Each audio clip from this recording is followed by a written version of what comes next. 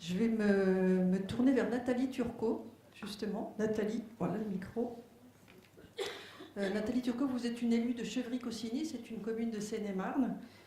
Chevry-Cossigny, c'est la première ville de France qui se soit labellisée Respect Zone, c'est ça? C'est vous qui avez mené le processus en 2016, je crois. Mars 2016. En 2016, voilà. Alors, ça consiste en quoi la labellisation Respect Zone pour une ville et comment impliquez-vous les habitants? Alors effectivement, le gros challenge, c'était d'arriver à transposer ce logo qui au départ était sur un espace numérique dans un espace physique. Donc au sein de la commune, c'est ce que nous avons fait. Nous avons sensibilisé déjà tous les agents communaux en leur présentant la philosophie, la charte de Respect Zone, ce qu'on attendait d'eux dans la commune. Donc on a fait de deux manières. Nous avons apposé notre logo dans l'espace numérique où tous nos sites sont labellisés, tous nos courriers sont labellisés, tous nos flyers sont labellisés. Donc les habitants, au fur et à mesure, ont commencé à voir ce logo un peu partout et ont commencé à se poser des questions. Et nous l'avons également donc proposé dans l'espace physique. Tous nos bâtiments sont labellisés.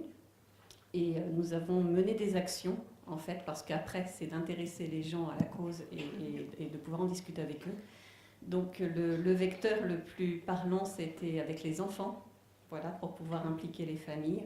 Très jeunes, là aussi, justement? Alors nous avons commencé, en fait, nous travaillons beaucoup avec nos centres de loisirs et notre espace jeune. Nous avons notre représentant ici.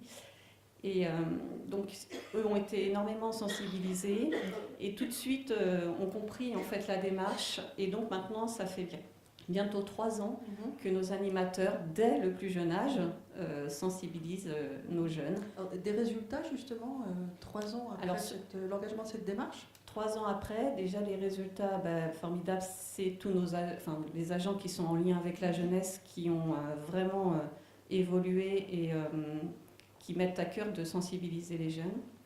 Et pour pouvoir échanger avec les proviseurs de nos collèges, dont on dépend, oui, ils notent quand même sur les enfants de Chevry une meilleure connaissance, en fait, du phénomène, de ce qu'est le cyberharcèlement ou le harcèlement tout court dans l'espace physique.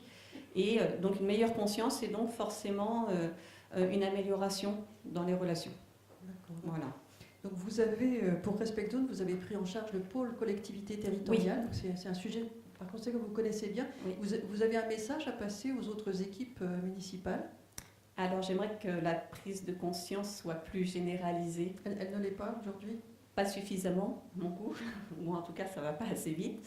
Mais en fait, il faut juste avoir conscience qu'aujourd'hui, si l'État gère l'égalité et la liberté, c'est au maire, l'élu de proximité, de gérer la fraternité et le bien vivre ensemble. On va en parler avec Caroline Feuille tout à l'heure, bien sûr. Et voilà, donc ça, il faut que... Vous savez, on entend encore trop que... Bah non, dans ma commune, je ne suis pas concernée. Non, on n'a pas vraiment de problème. Donc voilà, mais bon, c'est notre rôle aussi de faire toute cette démarche et de sensibiliser, de montrer que c'est partout. Donc là aussi, un plan d'action très très ambitieux pour les années à venir. Énormément. Olivier Laurando, on va vous passer le micro. Vous êtes aussi un acteur de terrain. Vous avez créé l'ACVS 49, c'est l'association contre les violences scolaires et extrascolaires dans la région Pays de Loire. Et vous avez créé cette association parce que votre fils a subi plusieurs années durant un très sévère harcèlement à l'école. Et vous n'aviez trouvé alors aucune écoute, aucune structure d'aide, aucun soutien. Vous avez décidé de prendre les choses en main, vous avez créé cette association. Alors votre fils va bien aujourd'hui, il participe lui-même aux travaux de l'association. Alors comment elle fonctionne cette association? Qu'est-ce que vous pouvez offrir aujourd'hui sur le territoire? Alors notre association déjà fonctionne avec que des bénévoles, on n'a pas de salariés. On rayonne sur les 5 départements que compose la région Pays de la Loire. On a 2 missions principales, l'écoute et le conseil aux victimes de harcèlement et de cyberharcèlement. On les accueille physiquement donc sur Angers, sur un lieu de permanence que nous met à disposition la mairie d'Angers. On accueille tous les samedis matins les familles et les jeunes, soit de façon individuelle, soit de façon collective. Voilà. Le but étant de les écouter, de leur donner un lieu d'écoute et puis d'essayer de trouver des conseils et des solutions. Et puis un deuxième volet qui prend 75% de notre temps bénévole et pour moi 100% de mon temps. C'est les actions de prévention qu'on réalise dans tous les établissements scolaires. De la sensibilisation, non? Des actions de sensibilisation, parce qu'on démarre de la grande section jusqu'à la terminale, voire même les niveaux BTS, autour de plusieurs thématiques, le bien vivre ensemble, le harcèlement, le cyberharcèlement, et puis les notions de sexisme et cybersexisme. Et vous avez l'impression que le sujet est pris à la bonne échelle maintenant en France autour de vous? Alors nous, on est de plus en plus sollicités. L'heure de Respect Zone avait fait la passerelle avec la ville d'Angers, je crois. Oui. Alors on s'est tout d'abord rencontré avec Caroline Fell pour échanger, présenter l'association et puis essayer de trouver des solutions communes par rapport à notre association et la mairie d'Angers. On a participé à une action qui s'appelle la conférence des familles, où on est intervenu sur la notion de harcèlement, de cyberharcèlement, puisque c'était à la demande des parents, il y avait la notion d'écran. La ville d'Angers nous a nommé aussi l'association référente de la ville d'Angers sur la notion de harcèlement, de cyberharcèlement. Et puis très rapidement, sur les échanges, on est passé sur la présentation de la charte Respect Zone, et puis après sur la validation par le conseil municipal et la signature le 8 décembre, en présence de Philippe qui est venu nous voir dans notre belle ville d'Angers, la ville où il fait bien vivre quand même. Donc voilà, on a signé cette charte. Alors justement, on va en parler avec Caroline Fell, parce que Caroline, vous êtes maire adjointe à l'enfance et à la famille d'Angers. Angers, c'est une ville qui s'est positionnée depuis plusieurs années comme un laboratoire de la Smart City, donc une référence française en matière de ville intelligente et connectée. Et c'est cette proximité avec Internet qui a fait que vous avez traité aussi rapidement cette question en vous labellisant fin d'année dernière. Effectivement, Angers revendique d'être la ville de l'objet connecté, d'être une ville qui croit fermement à la capacité de développement économique qu'il y a derrière le numérique. Et je dis ça devant Facebook, donc évidemment c'est un clin d'œil. Mais au-delà de ça, il y a une dimension de responsabilité sociale. Je suis adjointe à l'éducation, à la famille. On a déjà beaucoup parlé d'éducation et c'est dans cette démarche de responsabilité qu'il nous est apparu nécessaire pour les élus d'aborder la question, d'accompagner les familles, d'accompagner les enfants, les jeunes sur ces problématiques-là. À partir de là, on est rentré dans une démarche plus globale qui va effectivement d'un appel d'offres qui est en cours en ce moment pour faire d'Angers un territoire intelligent à la mise en place d'un certain nombre d'actions très concrètes qui commencent dès la maternelle, soutenues par une association comme celle d'Olivier et par plusieurs autres partenaires sur le territoire, grâce auxquels on peut faire passer un certain nombre de messages. Angers, c'est 10 000 enfants dans les écoles publiques. Ça fait quelques enfants, quelques familles à toucher. Et ça fait aussi, puisque vous souhaitez le faire, vous voulez former, construire le cyber-citoyen de demain, celui qui aura à cœur de défendre une liberté d'expression responsable. C'est une des terminologies que vous avez utilisées dans une interview récente. Comment ça se matérialise? Donc, à Angers, c'est tout au long de la vie.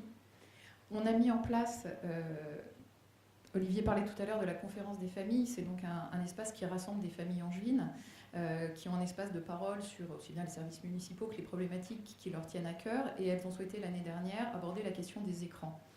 À la faveur des travaux qui ont été mis en œuvre avec les parents, ça fait donc quasiment 1 an et demi que nous réunissons un groupe qui réunit plus de 20 partenaires, dont l'Éducation nationale, dont les fédérations d'éducation populaire, dont un certain nombre d'associations locales, mais également la PMI, le service de pédopsie de l'hôpital qui prend en charge justement aussi bien les tout petits qui peuvent présenter, on le voit parfois, des troubles du développement vers 18 mois, 2 ans, et il y a une problématique écran, mais qui relève d'un volet sanitaire, d'ailleurs que l'État a pris en compte, puisque désormais dans le nouveau carnet de santé, il est mentionné que la surexposition ou l'exposition excessive du jeune enfant aux écrans peut nuire à son développement.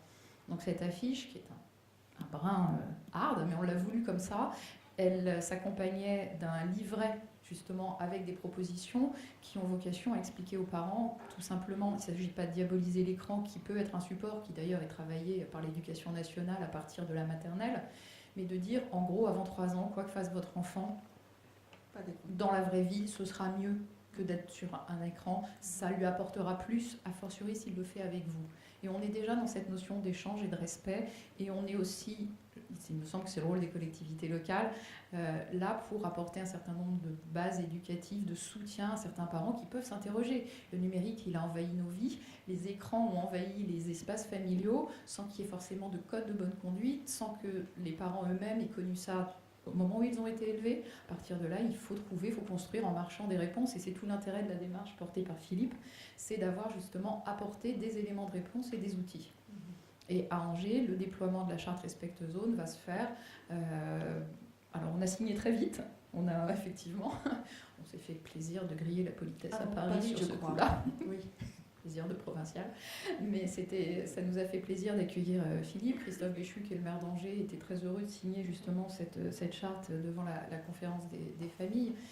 Et je le dis avec beaucoup de sérieux, et devant un ancien Premier ministre, je crois qu'aujourd'hui, il est du rôle fondamental des politiques d'accompagner à cette mutation sociale colossale devant laquelle nous sommes. Et l'intérêt que je vois dans le travail qui est fait par Respecte Zone, c'est de poser les jalons effectivement d'un droit qui doit se construire, parce que là où le travail a déjà été fait sur les aspects du terrorisme et sur des aspects, j'allais dire, plus hard et concernant le volet régalien, sur la partie éducative et sur le respect qui doit exister entre chacun des citoyens, le travail reste à faire. Parce que comme l'évoquait un des précédents orateurs de la table ronde d'avant, ce qu'on dit sur Internet, des choses qu'on ne dirait jamais face à face, et c'était d'ailleurs un des exercices que fait Olivier avec les ateliers, c'est qu'ils prennent les enfants, ils leur font écrire sur un papier ce qu'ils ont écrit comme pire commentaire sur la page de quelqu'un, ils leur font dire. Mais, sauf que là, ils n'y vont plus. Bien sûr. Alors voilà, tu le ferais Bien pas. sûr. Tu le fais pas dans la vraie vie, alors ne le fais pas sur Internet. Et là, c'est à nous de les accompagner là-dessus. Merci beaucoup à tous pour vos témoignages.